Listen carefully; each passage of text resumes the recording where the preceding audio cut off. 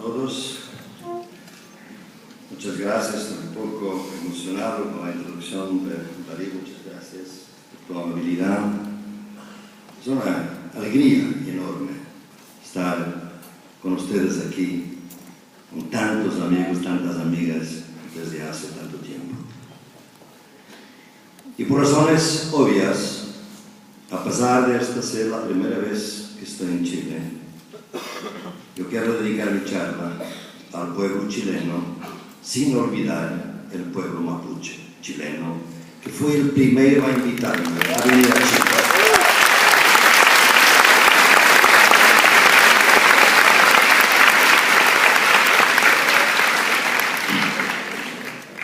El título de mi presentación se llama Revoluciones de la Indignación al borde de una guerra civil global.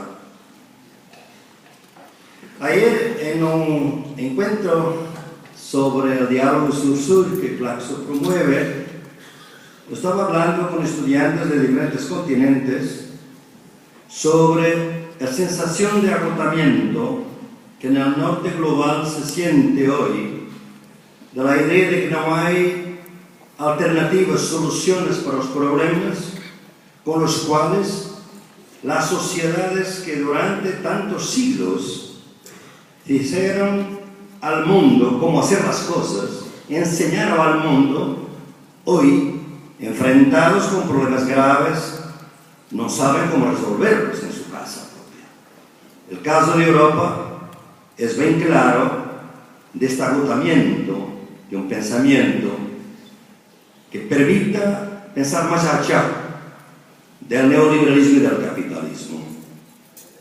Y las metáforas de este agotamiento están en cosas como lo que pasa en el sur de Europa, por ejemplo, en que los gobiernos dan más atención a las agencias de notación que a las demandas de los ciudadanos, en que la democracia es utilizada para destruir la democracia. Y la otra metáfora es el cierre del gobierno federal norteamericano, el shutdown. ¿Cómo es posible que el país más poderoso del mundo esté al borde de la bancarrota? Sabemos que ya está en la bancarrota hace tiempo, pero ahora está todavía más grave. Entonces, cuando nosotros miramos al mundo, miramos que al contrario, al revés, hay en el mundo muchas experiencias nuevas, interesantes, novedosas, de muchos países que pasaron quizás por veces por las mismas dificultades, problemas que hoy atraviesan las sociedades del norte y que lo resolvieron de alguna manera con creatividad, por veces utilizando ideas eurocéntricas, otras veces mezclando con otras ideas propias, reapropiándose de una manera novedosa. Entonces estamos en un tiempo donde de alguna manera el norte, que está desnorteado, por así decir, podría aprender desde la experiencia del mundo, aprender desde el sur global en el sentido que lo use mi trabajo. ¿Por qué no lo hace? Porque hay un prejuicio colonialista en el norte muy profundo, que es la idea de que no tienen nada a aprender del mundo que durante tanto tiempo dominaron. Porque ese mundo fue un mundo considerado inferior. ¿Cómo es posible que ese mundo, que siempre potencialmente para nos puede enseñar algo novedoso, interesante o importante? Y este es el cierre epistemológico y político que crea una sensación de agotamiento que es totalmente destruidora de alternativa de un pensamiento novedoso. Ese es el contexto de que vamos a hablar hoy, de que voy a hablar la revolución de la indignación. Porque es necesario saber que en un contexto global que no se trata de salvar el sur o el norte, se trata de entrarnos en una conversación del mundo más amplia, donde sea posible eliminar de una vez las formas de dominación que en los últimos 5 siglos dominaron el mundo y siguen dominando: el colonialismo, el capitalismo y el patriarcado. Eso es lo que se trata. Nada menos, nada más. Hay periodos en la historia que se dicen que son años revolucionarios. Algunos indican, los estudiosos nos indican varios. Claro, 1789, 1848, las revoluciones, 1917, 1968, 1989, 2011, hasta hoy, con la primavera árabe, el movimiento de los indignados, el movimiento Occupy, el movimiento estudiantil en Chile, Yo Soy 132 en México, y por último, las protestas en Brasil. Entre 2011 y 2013, tenemos aquí algo que es un periodo de intensa búsqueda de soluciones, de revueltas, encuentra un marasmo y una paralisia del poder y de la dominación ante las posibilidades de un futuro mejor y digno. Y de ahí la idea de indignación. Y todos los periodos revolucionarios, por así decir, son periodos de renovación de la teoría. ¿Por qué? Porque la teoría crítica, sobre todo. Porque la teoría crítica es una teoría muy centrada en la idea del poder desigual.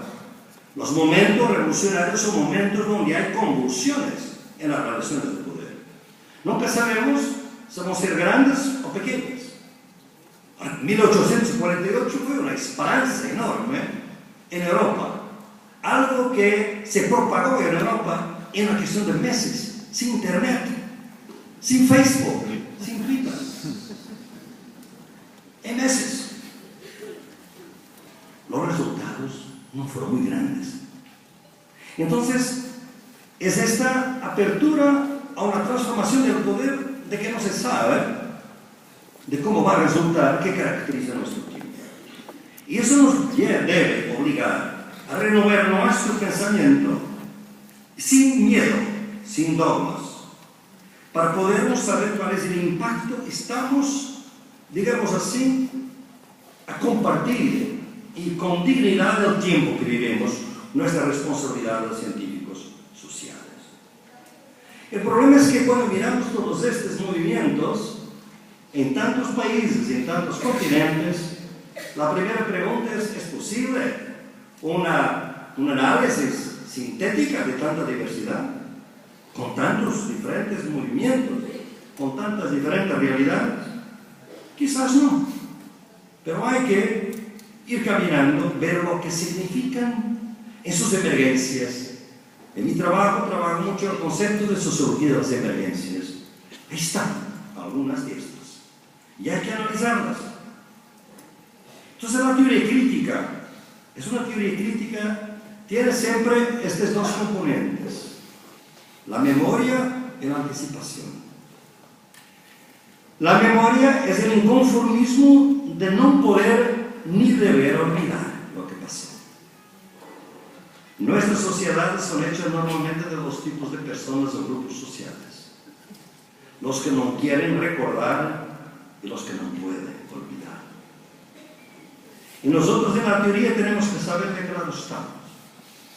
Y el inconformismo es del lado de los que no deben, que no quieren de ninguna manera olvidar.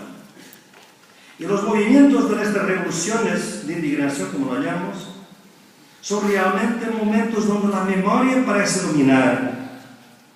No tanto la idea de anticipación. La anticipación es la antevisión de una sociedad nueva, un otro paradigma, un otro modelo de sociedad. El momento revolucionario que vivimos, si lo queremos llamar así, tiene más la negatividad que la memoria del inconformismo nos trae, do que la positividad de un modelo futuro que se tiene. Y por veces es criticado por eso mismo. Finalmente, ¿cuáles son sus demandas? ¿Cuáles son sus propuestas? ¿Para qué quieren? ¿Por qué se revueltan? Esta negatividad es algo que nos debe hacer reflexionar en este momento muy importante. Claro que solamente los movimientos del sur de Europa se han llamado los movimientos de los indignados. Yo hablo en general de las revueltas de la indignación como concepto más general, porque la palabra dignidad e indignación está muy presente en todos. Está muy bien teorizada por un gran filósofo del siglo XVII, Spinoza, que dice que realmente la indignación es sensación de repulsa y de odio ante alguien que fue maltratado de una manera injusta. Y esta idea de indignidad y de indignación, lo que está presente en muchas de las luchas. Y la palabra dignidad surge por veces como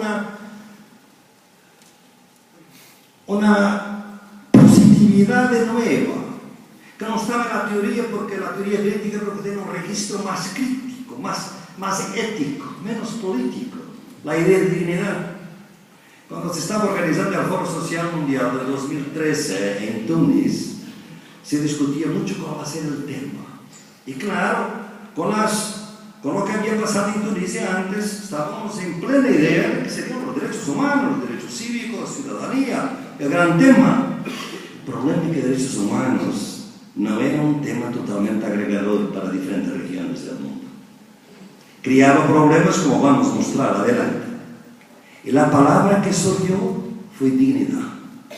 Y el tema general del Foro Social Mundial fue dignidad, que es un término absolutamente central en la cultura y la cosmovisión indígena, y que aparece ahora muchas veces sin ningún conocimiento de esta relación a esta cosmovisión. Entonces, nuestra razón caliente, con pasión, donde sobresale la negatividad del inconformismo, es una inconformidad que parece dar en este momento algo de defensivo. Estamos más en la defensa de la ofensiva, de crear una sociedad nueva. Y esta idea hace con que la parte positiva de los movimientos sea un poco más volátil.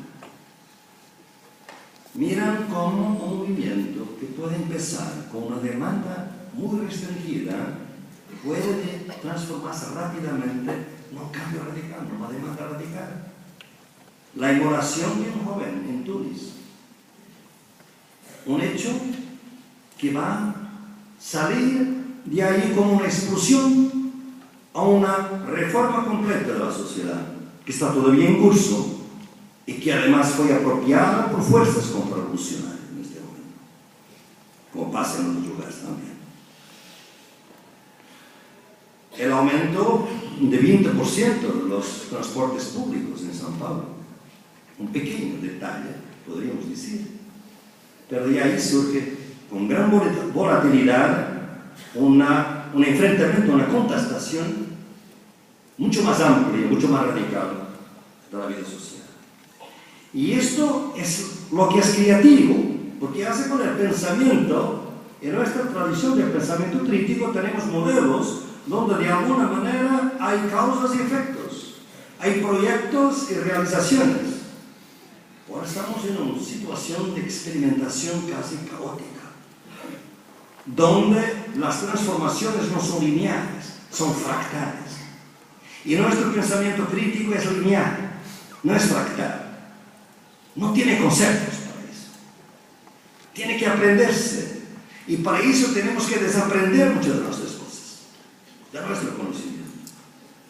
Y eso no es un esfuerzo fácil, es un esfuerzo difícil. Mi charla tiene tres partes. La primera son las características de estos movimientos, un poco rápido porque ustedes las conocen. Una segunda parte, el significado político de todo esto. Y por último, como no podría ser de otra manera, ¿qué hacer? Son las características. Hay dos cosas que son totalmente claras hoy. Es que hay una revuelta de indignación contra la extrema desigualdad.